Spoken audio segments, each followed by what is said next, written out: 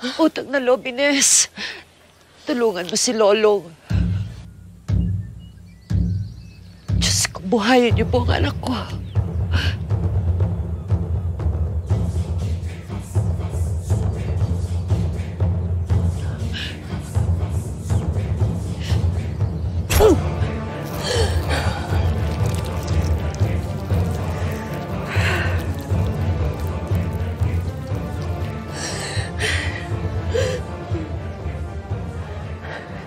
Malalim ang sugat na tinamo ni Lolong mula sa pangil ng buhaya na ginamit sa kanya.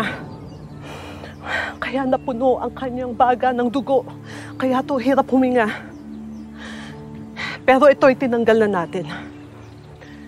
Mukhang matagal maghilom ang kanyang sugat, pero siya ay ligtas na sa kamatayan. Maraming salamat, Ines. Aling Isabel, magpahinga na po kayo. Ako na pong bahala sa pamangkin ko. Salamat, Ines. Isabel? Isabel, wala kang dapat alalahanin.